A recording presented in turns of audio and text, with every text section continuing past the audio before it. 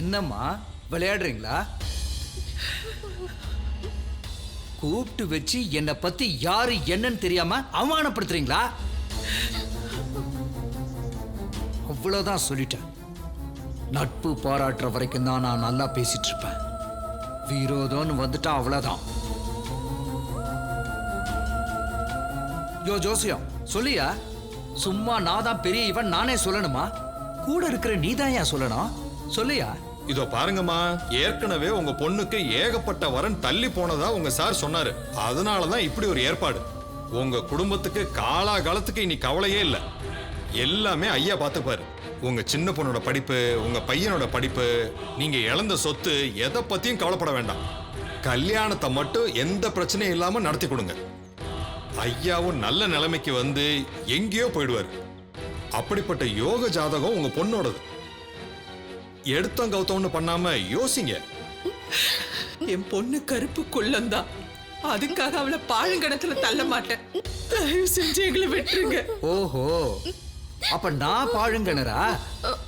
பாருமா, இந்த நிமிஷம் வரைக்கும் மரியாதையா பேசிட்டு இருந்தேன். வேண்டாம் வேண்டான்னு வழிய வந்து நீங்களே சொல்றீங்க. இப்ப சொல்றேன் கேட்டுக்குங்க. எண்ணி ஒரே வாரத்துல இந்த கல்யாணம் எங்கேயாவது ஒரு இடத்துல நடக்கும். இதுல எந்த மாற்றமும் இல்லை. அது கடையில போலீஸுக்கு போறேன், மீடியாக்கு போறேன் டைம் வேஸ்ட் பண்ணாதீங்க. போறதுக்கு முன்னாடியே என் காதுல வந்து சேர்ந்துரும் விஷயம். அப்புறம் குடும்பத்துல ஒரு உயிர் கூட மிஞ்சாது. புரியுதா?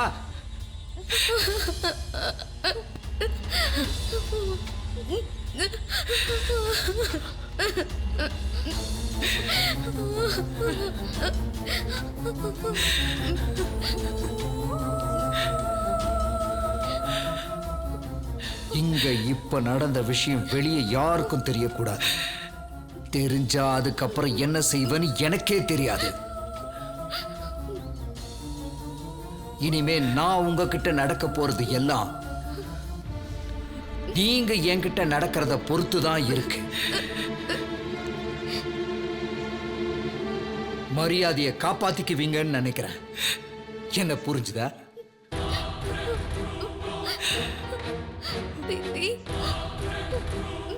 அம்மா,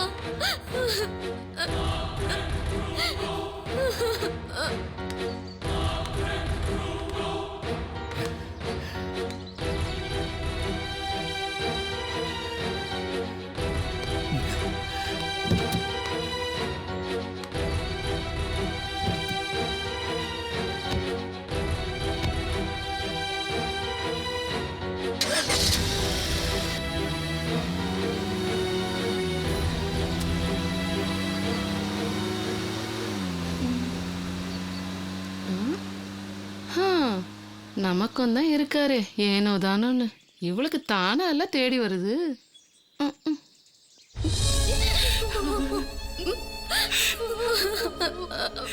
ஏங்க ஏன் இப்படி பண்ணீங்க? இதுக்கு அவளை கொண்டு போட்டிருக்கலாமே. பெத்த வயிறு பத்தி எரியுதுங்க. ஐயோ, இதெல்லாம் வெளியில எப்படி சொல்லுவேன்? இவன் என்னங்க பாவம் பண்ணான். இனிமேலாவது அவன் சந்தோஷமா இருப்பான்னு நினைச்சனே. எல்லாம் பாழா போச்சு. ஏங்க இப்படி பண்ணீங்க? காரணத்தை சொல்லுங்க. வாய் திறந்து பேசுங்க.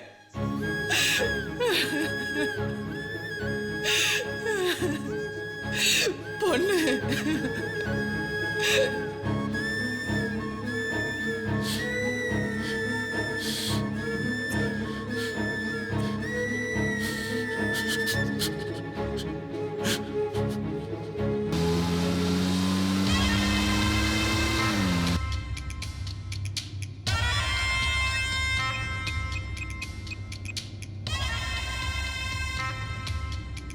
ஐயா, இங்க பார், விஷயம் ரொம்ப சீரியஸ். அந்த வீட்ல யாரு எங்க வெளியே போனாலும் டைட்டா ஃபாலோ பண்ணு. நமக்கு தெரியாம அவங்க எங்கேயும் போயிடக்கூடாது. யாருக்கிட்டையும் பேசிட கூடாது. புரியுதா? புரியுது. உடனே ஒரு செல்போனை வாங்கி சிம் கார்டை போட்டு அந்த பொண்ணுகிட்ட நான் கொடுத்ததா கொடு. அவ எங்க வேணாலும் போலாம். ஆனா அந்த போன் கையில இருக்கணும். அதே மாதிரி அந்த வீட்டுக்கு ஒரு லேண்ட்லைன் வாங்கி கொடு. நமக்கு போன் ரீச் ஆகலனா அந்த லைன்ல பேசுறதுக்கு வசதியா இருக்கும். சரிங்க. சரி பாத்துக்கோ, நான் வைக்கிறேன். சரிங்க.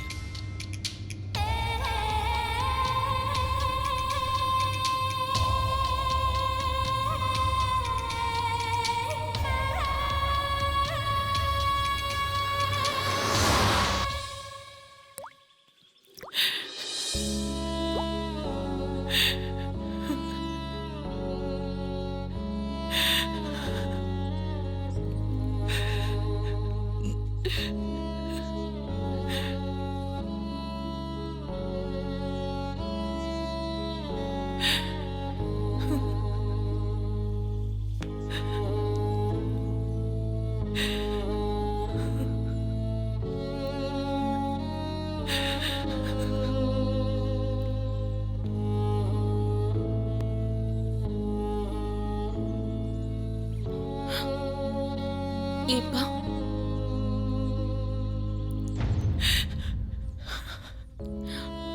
இவருதான் மாப்பிள்ளைன்னு உங்களுக்கு முன்னாடியே தெரியுமா?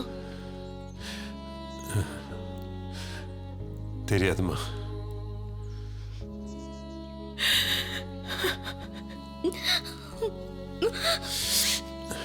நேற்றுக்கு தான் தெரியும்.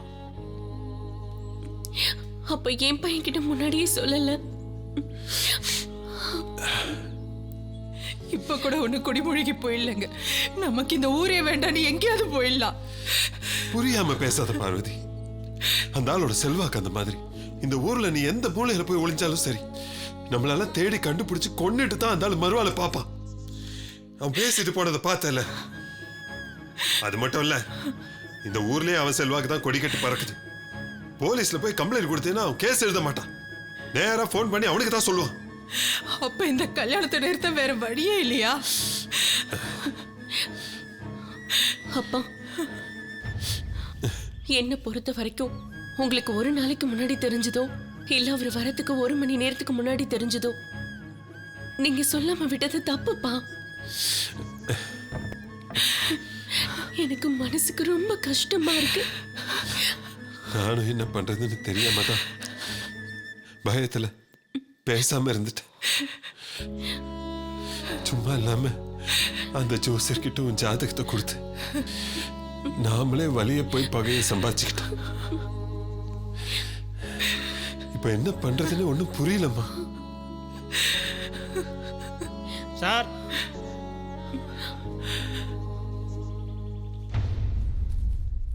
சார் இதில் செல்ஃபோன் இருக்கு. வேலாயுதம் சார் கொடுத்து விட்டாருங்க. உங்கள் பொண்ணு எங்கேயாச்சும் வெளியில் போனால் இதை தான் எடுத்துகிட்டு போகணும்னு சொல்லியிருக்காருங்க.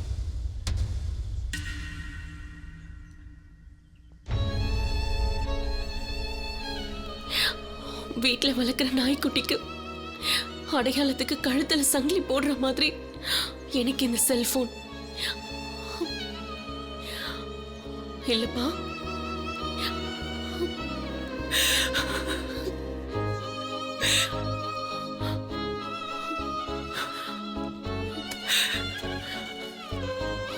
இது என் கையில இருந்தா நான் எங்க வேணாலும் போலாம்.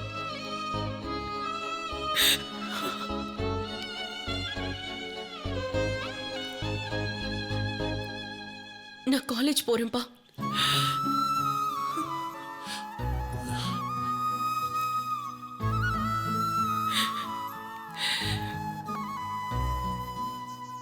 பார்த்து போயிட்டு வா பொண்ணு. வீட்லயே இவ்ளோ பெரிய விபத்து நடந்ததுக்கு அப்புறம் நான் ரோட்ல பார்த்து போன என்ன, பார்க்காம போன என்ன?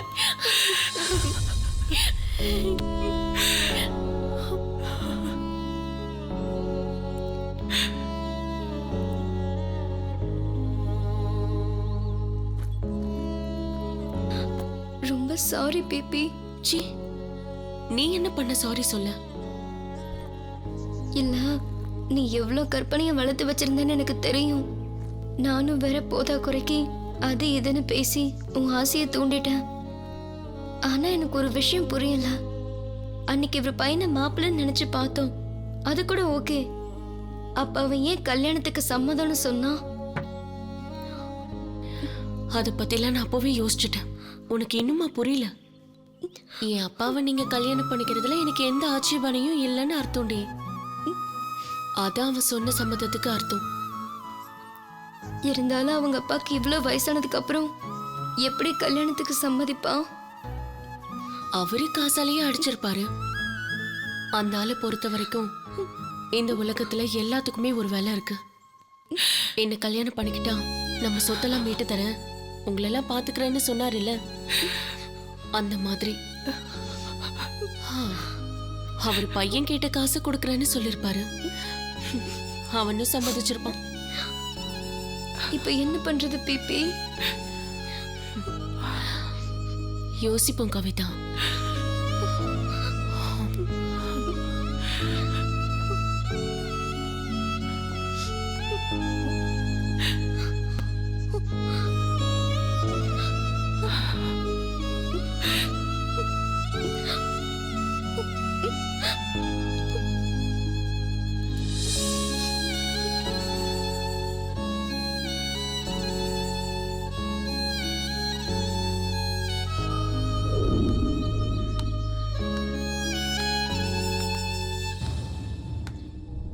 அந்த பையன் ரமேஷ் ரொம்ப அழகா கலரா உயரமா. பாப்பா உண்மையிலே யோகக்காரி தான். பிபி, உண்மையிலே நீ ரொம்ப கொடுத்து வச்சு விட எனக்கு ரொம்ப சந்தோஷமா இருக்கு. இனி ஊருக்குள்ள உன்னை யாரும் கிண்டல் பண்ண முடியாது. சரி, எப்ப கல்யாணம்?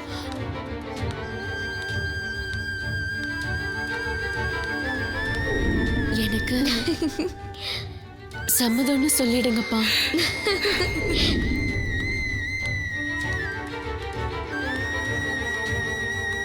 அப்படி மட்டும் நடந்து மாப்பிள்ளை என்ன நேர்ல பார்த்து ஓகே சொல்லிட்டாருன்னு வச்சுக்கோய, உனக்கு ஒரு கோவிலே கட்டுற. கோவிலும் கட்ட வேண்டாம், கோலமும் கட்ட வேண்டாம். நீ கல்யாணம் ஆகி போனதுக்கு அப்புறம் இதே மாதிரி ஒரு நெக்லஸ் வாங்கி கொடு. கண்டிப்பா வாங்கி தரேன். என்ன பிபி, என்னால நம்பவே முடியல.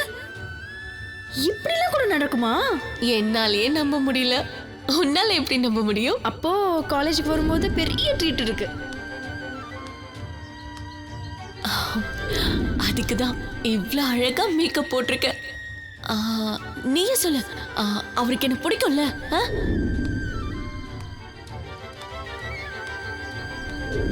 இன்னைக்கு மாப்பிள்ளை உன்னை பார்த்ததுமே ஓகே சொல்லிட்டாரு.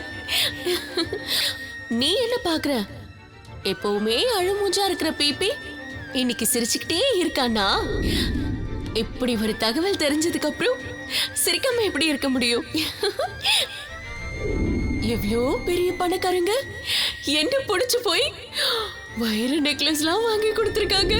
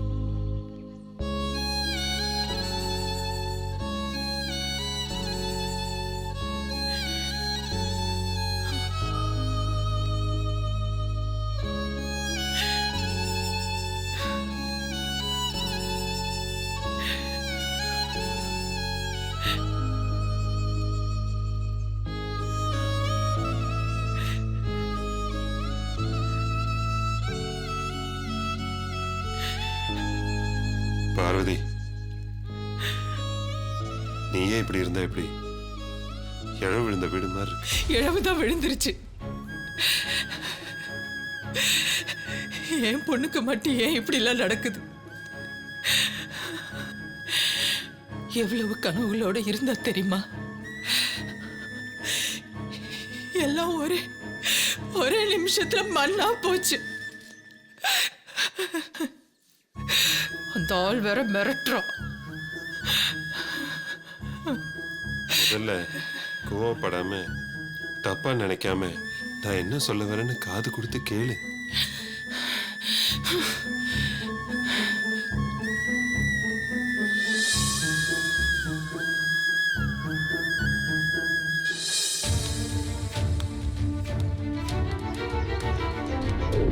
பொண்ணு யார கல்யாணம் பண்ணிக்க போறா? இதுல என்ன சந்தேகம்? என்னதான்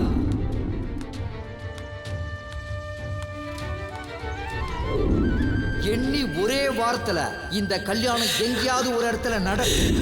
இதுல எந்த மாற்றமும் இல்ல.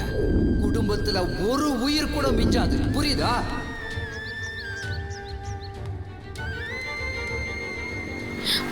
இத்தனை நாள் என் கண்ணுக்கு அழகா தெரிஞ்ச இந்த உலகம் இப்படி அசிங்கமா மாறிடுச்சு. இது பார்வையை பொறுத்தது இல்ல. இந்த உலகம் என்கிட்ட நடந்துகிட்டதை வச்சு சொல்ற. இப்போ இந்த நிமிஷம் எனக்கே என்ன பார்க்க அருவருப்பா இருக்கு.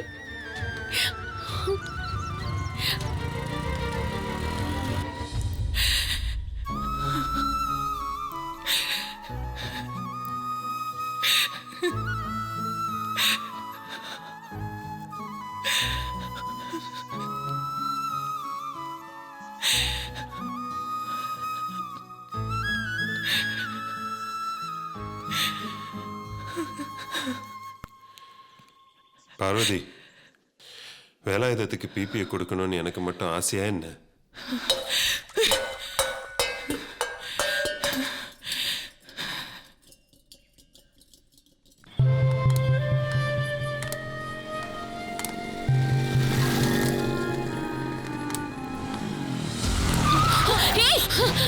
பாத்து ஒண்ணும் இல்லைல்ல. இந்த பக்கம் ஓரமா வாங்க வாங்க, பார்த்து வாங்க. முருகா, தன் ஊனத்தை பொருட்படுத்தாம இவங்களாம் எவ்வளவு தன்னம்பிக்கையோட வாழ்றாங்க. ஆனா என்ன பாக்குறவங்களா எவ்வளவு பரிதாபப்பட்டு பாக்குறாங்க. அந்த அளவுக்கு என் தோற்றம் அவங்கள பாதிச்சிருக்கு. இல்லைன்னா அப்படி ஒரு வயசானவங்களுக்கு என்ன பார்த்து உங்க பொண்ணுக்கு வேற ஒரு மாப்பிள்ளை கிடைக்க மாட்டாங்கன்னா அந்த ஆளு சொல்லியிருப்பாரா? அம்மா தங்கம், நீ நல்லா இருக்கணும். நீ 16 பெற்று பெருவாழ்வு வாழணும் கண்ணு. நான் வரேன் அம்மனி.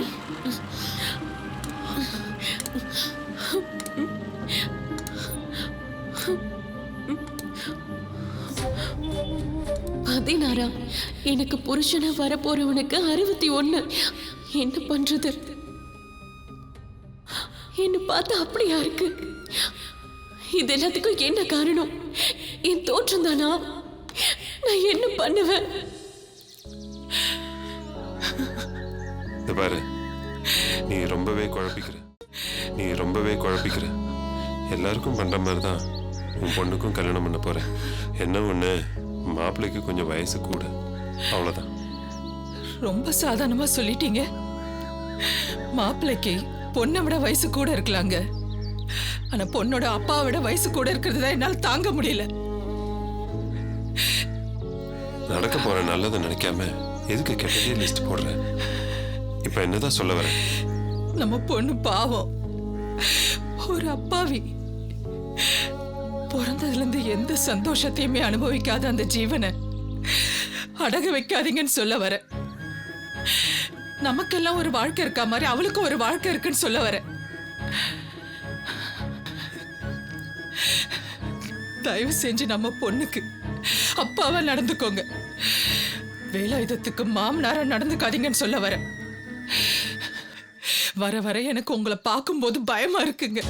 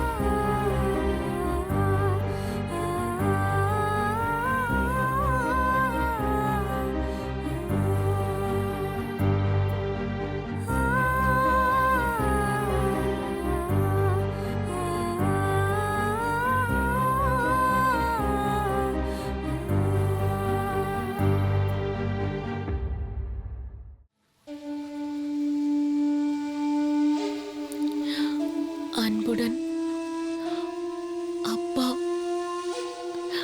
அம்மாவிற்கு.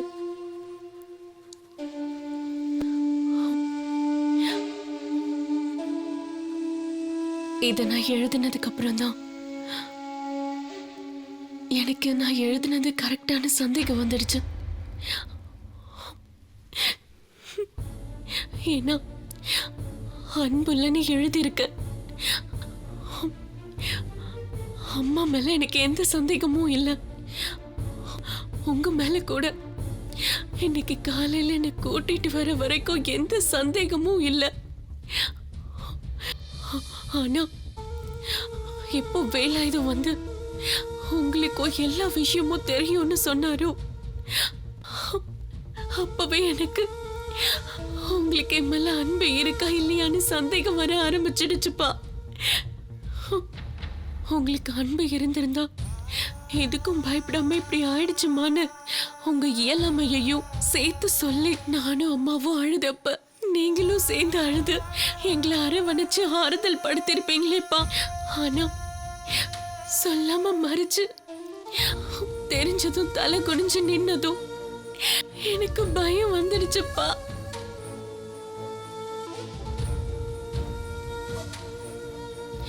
நான் பிறந்ததுல இருந்தே பயந்து பயந்து வாழ்ந்து பழகிட்டேன்.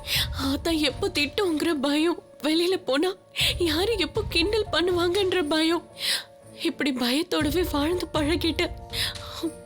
ரோட்ல போகும்போது நிமிர்ந்து பார்த்ததும் திடீர்னு பக்கத்துல பேய் வேகத்துல லாரி வர்றத பார்த்த மாதிரி பயம் வருதுப்பா. ஓடி தப்பிக்கவும் முடியாது, விழுந்து அடிபடவும் விருப்பம் இல்லை. ஆனா விதி கொடுக்குற இந்த அதிர்ச்சிய ஏத்துக்கதான் வேணும்னு எல்லாரும் அறிவுரை சொல்லுவாங்க. எனக்கு அறிவுரைய கேட்கவும் உங்ககிட்ட எதிர்த்து சண்டை போடவும் எனக்கு தைரியம் இல்லப்பா. ஏற்கனவே இந்த விஷயத்துல ரொம்ப எதிர்பார்த்து அடைஞ்ச ஏமாற்றம் என்ன கொஞ்சம் கொஞ்சமா தின்னுட்டு இருக்கு. நான் என்னப்பா பண்றது? அதான் உங்க எல்லாரையும் விட்டுட்டு போகலான்னு முடிவு பண்ணிட்டேன்ப்பா.